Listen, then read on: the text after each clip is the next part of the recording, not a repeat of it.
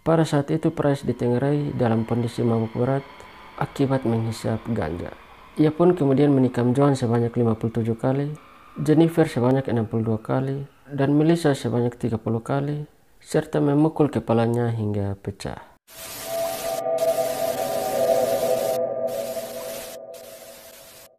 Selamat pagi, siang, sore, malam bagi teman-teman semua. Terima kasih telah mengklik video ini. Apa kabar kalian semua? Saya berharap semua dalam keadaan baik dan sehat ya.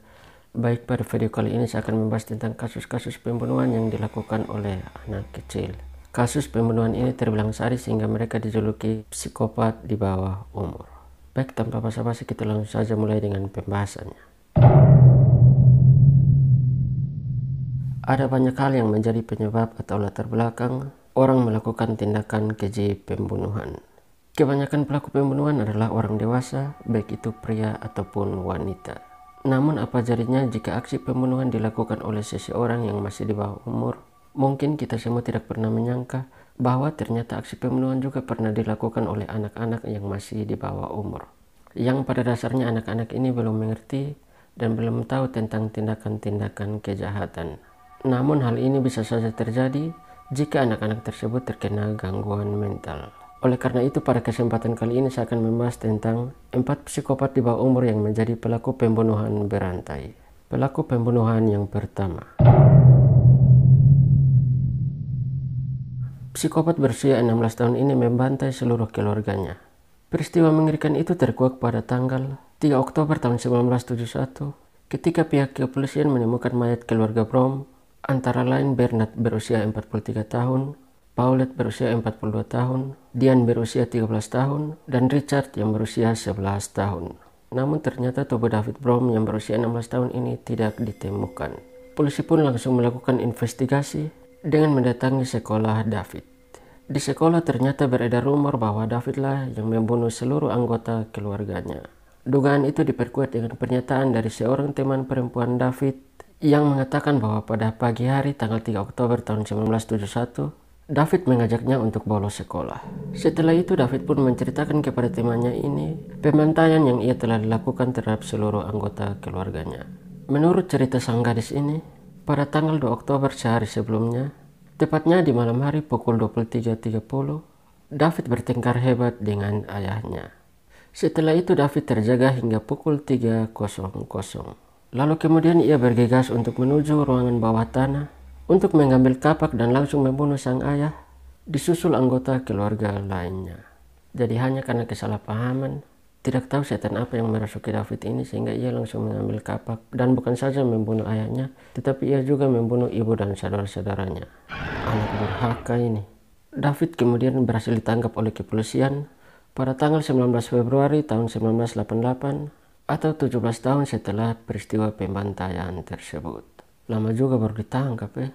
Pada persidangan tanggal 16 Oktober tahun 1989, David pun dijatuhi hukuman penjara seumur hidup. Pelaku pembunuhan yang kedua.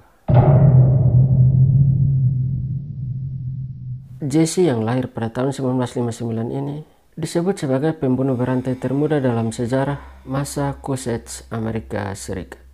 Ia membunuh sekitar 9 orang di usia yang belum mencapai 12 tahun. Masih muda sekali. Semua korbannya adalah anak-anak yang lebih muda darinya. Hal itu terkuak berkat adanya laporan beberapa serangan terhadap anak kecil pada tahun 1871 hingga tahun 1872. Kondisi para korban nyaris sama, yakni mendapatkan luka memar dan beberapa di antaranya juga mendapatkan luka sayatan. Ibunda Jesse yang bernama Ruth lantas membawa bocah itu dan kakaknya Charles pindah ke luar kota.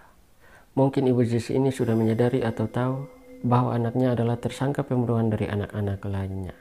Di tempat barunya yakni South Boston, ternyata ulah Jesse ini masih berlanjut. Kali ini pihak kepolisian berhasil mendapatkan barang bukti dan Jesse pun kembali mendekam di penjara anak-anak Massachusetts.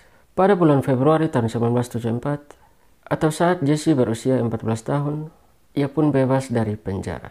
Namun setelahnya, polisi mendapatkan laporan lagi tentang orang hilang bernama Kitty Curran yang berusia 10 tahun. Sekitar sebulan kemudian, ditemukan sesosok mayat seorang bocah bernama Horace Millen dengan kondisi tubuh yang sudah termutilasi. Pihak kepolisian menemukan mayat Kitty di ruangan bawah tanah tempat Ibu Jessie membuka jasa penjahitan. Jessie pun kembali ditangkap dan kali ini dijatuhi hukuman penjara seumur hidup. Sudah bebas, bukannya bertobat, malah semakin brutal. Tinggal di penjara seumur hidup sudah. Ini orang tua juga tidak bisa awasi dia punya anak ke apa. Pelaku pembunuhan yang ketiga, Craig Candler Price, yang berasal dari Warwick, Rhode Island, Amerika Serikat, diketahui telah membunuh 4 orang tetangganya. Pembunuhan tersebut dilakukannya pada saat berusia 13 dan 15 tahun. Kasus yang pertama ini terjadi pada tanggal 27 Juli tahun 1897. Saat malam hari, Price membobol rumah tetangganya yang hanya berjarak 2 rumah dari rumahnya. Saat berada di rumah tetangganya tersebut, Price mengambil pisau yang ada di dapur dan menghabisi nyawa seorang wanita yang bernama Rebecca Spencer dengan menikamnya sebanyak 58 kali. Tetangga ada diam-diam, dia pergi langsung ambil pisau, langsung tikam-tikam saja. Kurang ajar.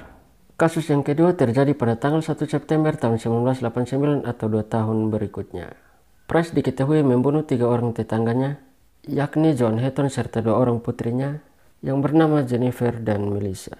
Pada saat itu Price ditengarai dalam kondisi mabuk berat akibat menghisap ganja. Ia pun kemudian menikam John sebanyak 57 kali, Jennifer sebanyak 62 kali, dan Melissa sebanyak 30 kali, serta memukul kepalanya hingga pecah. Tuhan, sadis sekali ini. Setelah ditangkap, Price mengakui perbuatannya tersebut, namun ia sama sekali tidak merasa menyesal. Motif pembunuhan Price diduga kuat karena rasisme yang saat itu masih kental terasa. Pelaku pembunuhan yang keempat,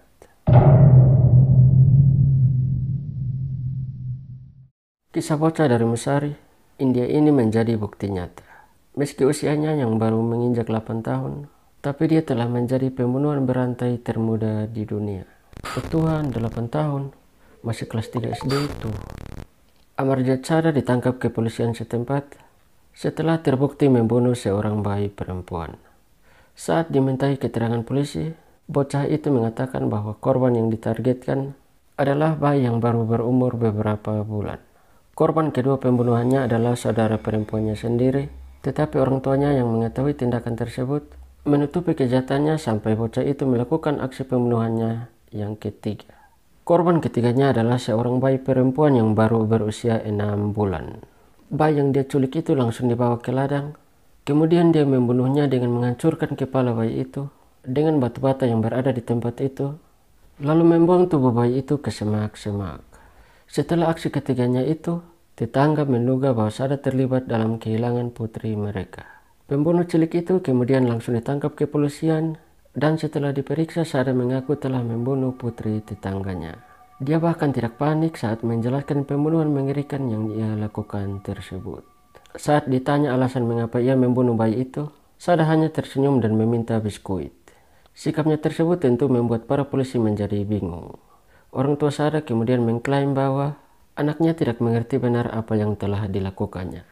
Saat dokter memeriksa Sada, terungkap bocah itu mengalami conduct disorder, yaitu gangguan perilaku yang enggan menuruti norma sosial. Sementara itu, seorang psikiater mengatakan Sada merasa melukai orang lain adalah hal yang menyenangkan. Setelah menjalani berbagai pemeriksaan, bocah itu didiagnosis dengan kelainan perilaku. Meski demikian, tim medis percaya bahwa kelainan tersebut bisa diobati. Menurut hukum India, Sada tidak dapat dihukum karena terlalu muda. Dia akhirnya hanya menjalani hukuman 3 tahun penjara dan menjalani perawatan di rumah sakit jiwa.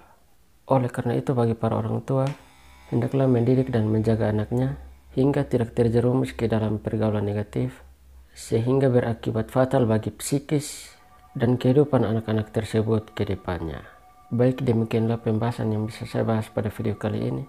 Mohon maaf bila ada salah kata, dan jika teman-teman semua suka dengan video ini, jangan lupa tekan like, comment, subscribe, dan share ke teman-teman kalian semua ya. Serta aktifkan loncengnya juga, sehingga teman-teman semua mendapatkan notifikasi ketika saya mengupload video baru. Sekian dan terima kasih, dan sampai jumpa di video selanjutnya.